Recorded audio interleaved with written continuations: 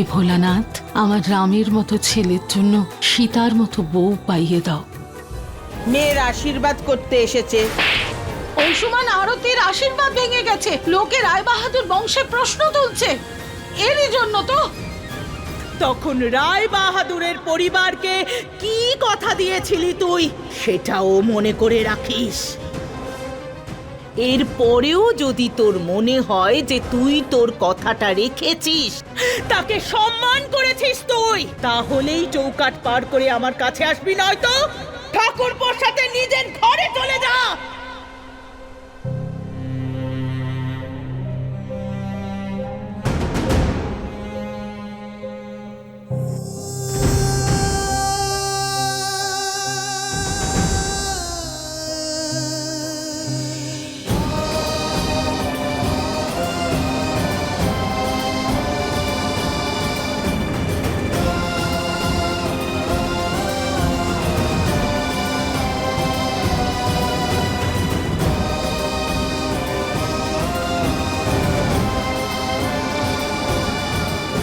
দিদি, একজন বউ হিসেবে সব কর্তব্য পালন করেছি, যা পালন করা উচিত ছিল।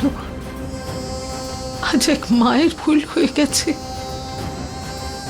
আমায় ক্ষমা করে দাও।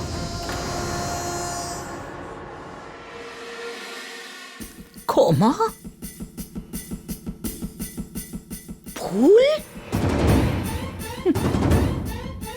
যখন মায়ের আঁচলে দায়িত্ব জ্ঞানহীনতার ছাপ পড়ে যায়, তখন ভুল তো হবেই। নয়তো মা সেই কবচ যাকে ভাঙতে গেলে মহাদেবও ভাবে, আর যে ব্যর্থ হয় সে মা নয়।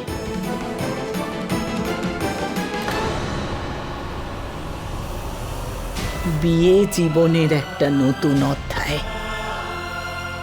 কিন্তু তোর একটা ভুলের জন্য আরতির জীবনে একটা বড় দাগ লেগে গেছে। ওকে সারা জীবন এই দাগ নিয়ে বাঁচতে হবে যে ওর বিয়ে ভেঙেছে।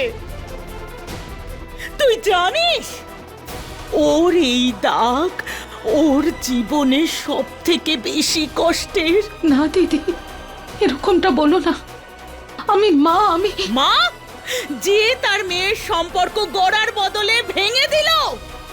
হ্যাঁ, তুই যদি মা হোস তাহলে ক্ষমা পেতে পারিস, কিন্তু তুই তো মাই নস। বৌঠান, যদি আমায় অনুমতি দেন কিছু বলবো। না,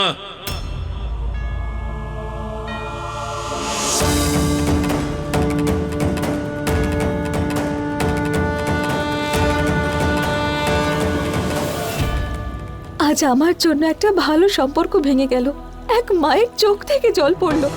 সুমনা, এটা কি করলি তুই? এই সব কিছু তোর জন্য হয়েছে। এখন কি করে ঠিক করবি এসব তুই?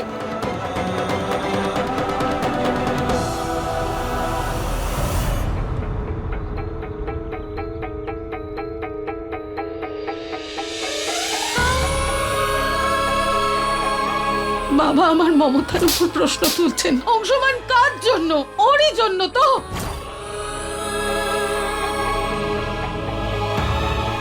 মারে,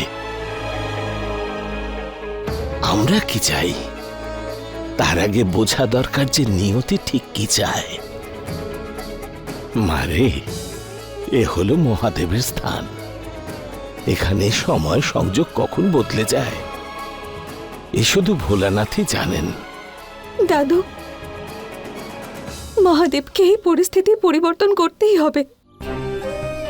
আজকে আমার জন্য এক মায়ের চোখে জল এসেছে, এক মাকে অভিযুক্ত করা হচ্ছে,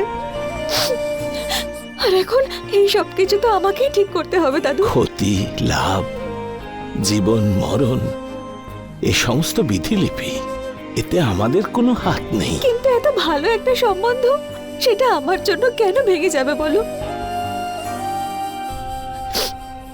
না দাদু, এই সম্বন্ধকে ভাঙতে দেওয়া যাবে না। আচ্ছা, তুমি তো ভালো করে চেনো ওই ভরদ্বাজ পরিবারকে, তুমি প্লিজ কথা বলো না ওদের সাথে, প্লিজ। ঠিক আছে, ওদের ডেকে পাঠাচ্ছি কথা বলার জন্য। তারপর ঈশ্বরের মর্জি।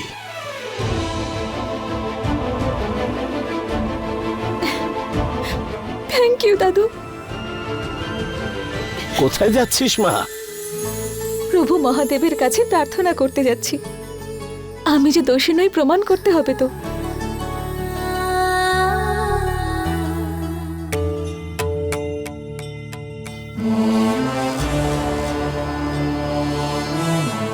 আমি তোমাকে এর অনুমতি দেব না। বড় বৌমা একদম ঠিক কথা বলছে। ভুল ওই ছোট বৌমাই করেছে। ভুল যখন ওরে, উত্তরও ওই দেবে। না বাবা, সেটার কোনো প্রয়োজন নেই। আজ ছুটকি এটা প্রমাণ করে দিয়েছে যে আরতি অনাথ। তাই এখন ওকে অনাথের মতোই বাঁচতে হবে।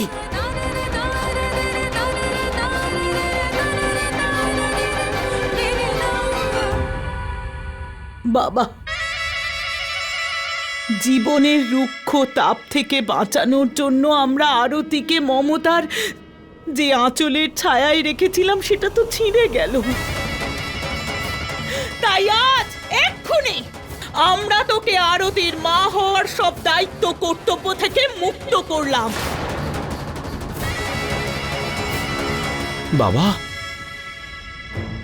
এরকমটা বলো না দিদি। তোমার যা শাস্তি দেওয়ার আমাকে দাও, কিন্তু আরতির মা হওয়ার অধিকার কেড়ে নিও না। যদি আমার মমতা কোনো সন্তানের উপর প্রভেদ করে থাকে, তাহলে মহাদেব আমায় শাস্তি দেবেন। আরতিকে অনাথ বলো না। অনাথ তো সেই দিন হয়ে গিয়েছিল যেদিন ওর বাবার ছায়া সরে গিয়েছিল ওর ওপর থেকে। আর আমি বিধবা ধর্ম পালন করলাম। তোর কোলে ওকে এই জন্য দিয়েছিলাম যে তোর ওপর বিশ্বাস ছিল ছোট, বিশ্বাস ছিল যে তুই ওকে মেয়ের মতো মানুষ করবি, ওকে বিয়ে দিবি, ওর কন্যাদান করবি। তুই তো সম্পর্কটাই ধরে রাখতে পারলি না ছুটকি। বাবা, কমপক্ষে তুমি তো বোঝাও বৌঠানকে। আমরা সবাই থাকতে আরতি অনাথ হয় কি করে বাবা? দেখো, তুমি যদি কিছু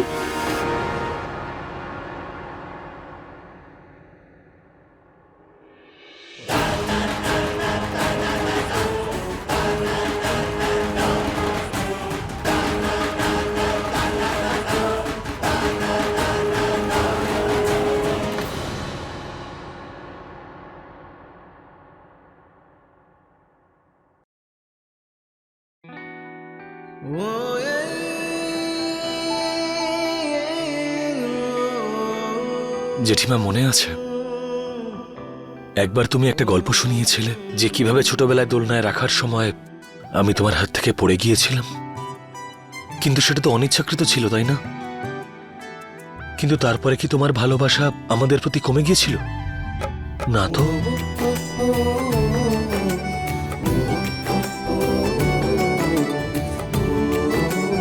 আর ঠিক সেইভাবেই আজকে যা হয়েছে তা কাকতালীয় ঘটনা। আর আমার মনে হয় না যে এটা কেউ ইচ্ছে করে করেছে। আর আমি শুধু এইটুকুই চাই যে তুমি একটু ঠান্ডা মাথায় ভাবো।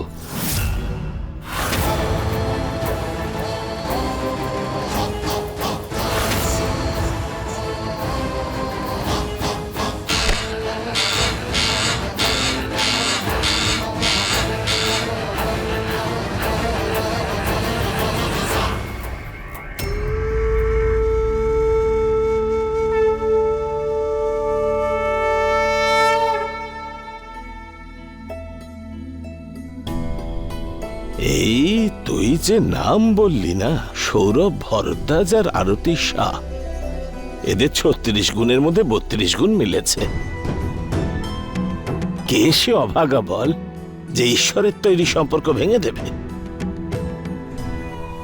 কিন্তু দাদু, আমাদের একবার চেষ্টা তো করাই উচিত, তাই না?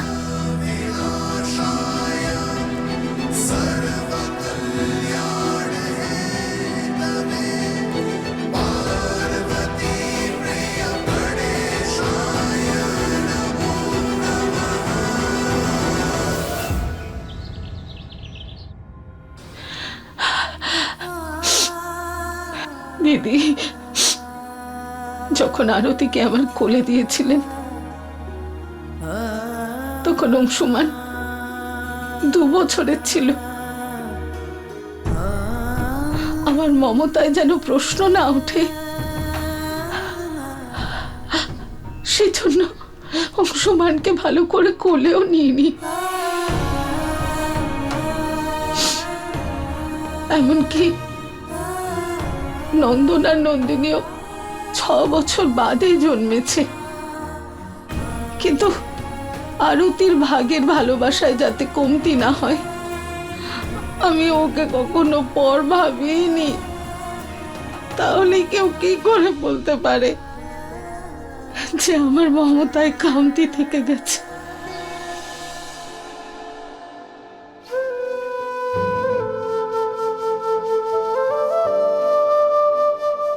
সুরভি, আমি বলছি তোমার কোনো ভুলচুক হয়নি। তুমি শুধু শুধুই মন খারাপ করছো। কিন্তু দিদি তো আমাকে মা বলে অস্বীকার করছে। এসব কথা মনে রেখো না সুরভি। আজ বৌঠান রেগে আছেন। আমরা তো সবাই জানি দাদার মৃত্যুর পর বৌঠানের জীবনে আজকের এই দিনটা খুব খুশির দিন। কিন্তু যা কিছু হলো তাতে ওনার মনটা ভেঙে গেছে। আমার কথা শোনো, তুমি সবকিছু সময়ের হাতে ছেড়ে দাও। সময় সমস্ত ক্ষতকে সারিয়ে দেয়। কয়েক মুহূর্তের জন্য ওই মেয়েটা আমার জীবনে যে এলো সব ধ্বংস হয়ে গেল, সব ধ্বংস হয়ে গেল।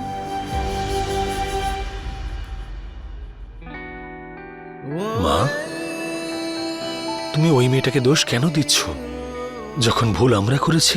এইসব ভুল আমাদের দুজনের জন্য হয়েছে মা। হ্যাঁ মা, এর জন্য আমিই দায়ী। ওই আংটিটা আমি হারিয়ে না ফেললে এত কিছু ঘটতই না। মা, ওদের ক্ষমা করে দাও। ওরাও তো ছেলে মানুষ বলো, কিন্তু আমার এটা সম্পূর্ণ বিশ্বাস যে ভুলটা হয়েছে সেটা আমরা সবাই মিলে ঠিক করব। আর তাছাড়া তুমিই তো বলো মা, যে জীবনে যাই ঘটে তার পেছনে ঈশ্বরের কোনো সংকেত থাকে। আর এমনটাও তো হতে পারে যে ভালো কিছু হতে চলেছে।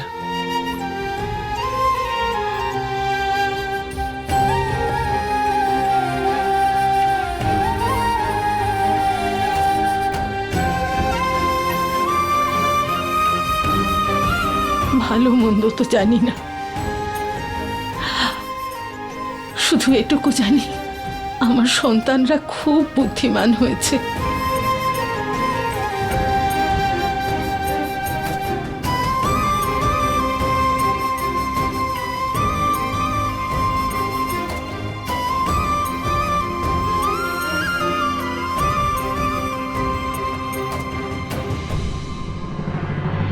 নমস্কার।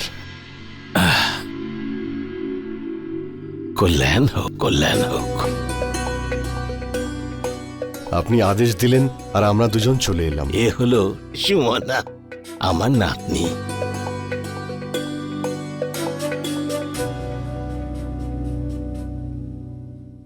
আগে আসলে আজ আপনাদের ছেলের আশীর্বাদ ছিল, যেটা ভেঙে গেছে। আপনারা জানেন কার জন্য? আমার জন্য। আপনারা সবাই মনে করছেন যে এই সমস্ত কিছু নন্দিনীর মায়ের জন্য হয়েছে, কিন্তু সত্যিটা হলো যে সমস্ত ভুল আমারই।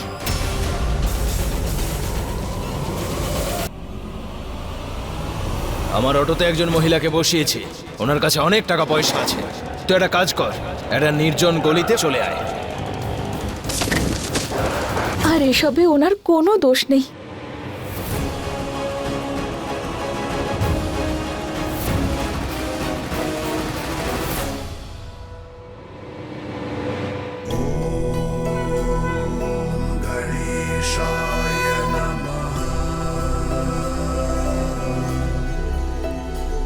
এই নিন।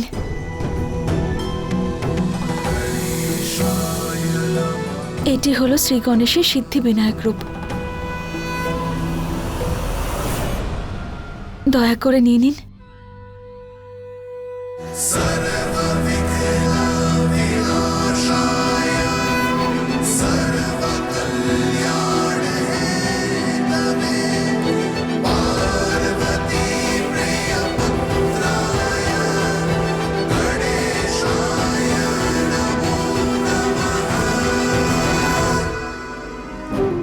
কথায় বলে বিঘ্নহর্তা সব বিঘ্ন হরণ করে নেন আর সমস্ত সিদ্ধি পূরণ করেন। আমি এই মূর্তি নিজের হাতে গড়েছি, আর শুধু একটা প্রার্থনা করেছি যে আমার ভুলের জন্য যেন কোনো সম্পর্ক ভেঙে না যায়, আর না কোনো মায়ের মন। আমি ভালো করে জানি আপনারা খুব খুশি ছিলেন ওই সম্পর্কে, শুধুমাত্র আমার ভুলের জন্যই বাধা পড়ে গেল। ওনার কাছে আমি শুধু একটাই প্রার্থনা করেছি যে আমার ভুলের জন্য সম্পর্কে যে ভাঙন ধরেছে, শ্রী গণেশের আশীর্বাদে যেন সেই সব জোড়া লেগে যায়। শুধু এটুকুই প্রার্থনা করেছি আমি। আমায় আপনারা ক্ষমা করে দিন। আচ্ছা, তাহলে এবার আমাদের অনুমতি দিন। আপনারা মনের মধ্যে কোনো চাপ রাখবেন না, ভেবে চিন্তে উত্তর দেবেন। আচ্ছা,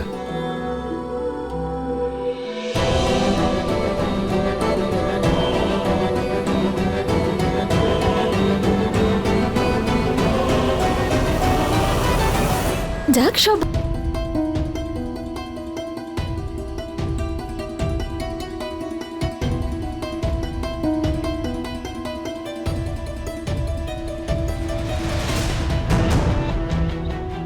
আরতি,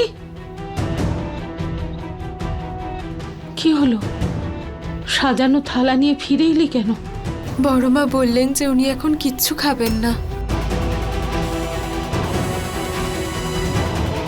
এভাবে অভুক্ত থেকে নিজেকে শাস্তি দিচ্ছেন কেন দিদি? সুরভি, তুমি তো বৌঠানকে আর তার স্বভাবকেও জানো। বৌঠান এত কিছু বললেন তোমায়, নানা কথাও শোনালেন। এসব করে হয়তো তার নিজেরই মন খারাপ হয়েছে। বৌঠানকে একটা উপায় রাজি করানো যাবে। কোন উপায়? বৌঠানের সব থেকে বেশি পছন্দ কি? মাখানার পায়েস। নিজের হাতে তৈরি করে নিয়ে যাও, তাহলে অবশ্যই খাবেন।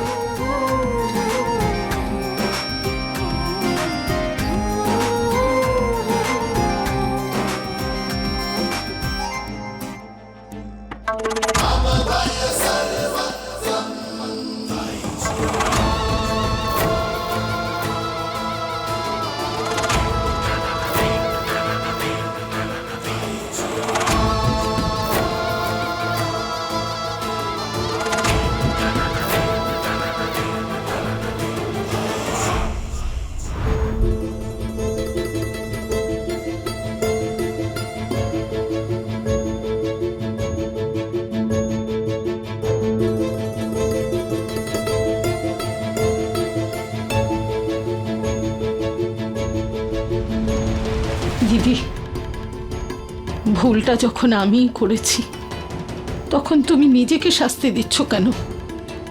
তুমি খাবার না খেলে তোমার শরীর খারাপ করবে।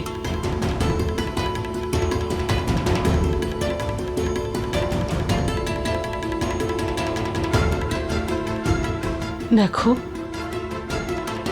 আমি তোমার জন্য মাখানার পায়েস বানিয়েছি। কোন আনন্দে মিষ্টি মুখ করাচ্ছিস ছুটকি?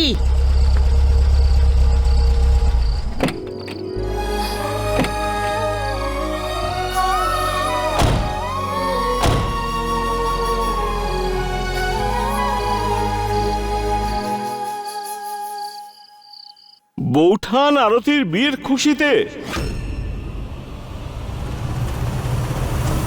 কি বলছো তুমি ঠাকুরপো? তোমার কি মাথাটা খারাপ হয়ে গেছে? এখানে আশীর্বাদ ভেঙেছে আর তুমি স্বপ্ন দেখছো বিয়ে দেওয়ার, তাও আবার খোলা চোখে।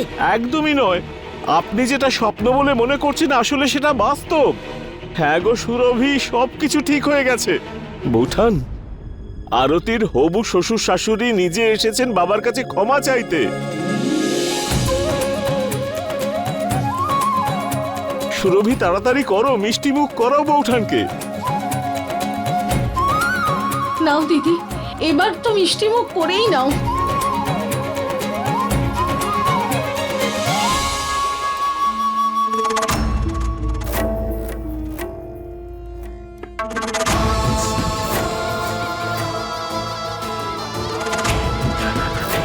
কিন্তু এই ঘটনাটা ঘটলো কি করে?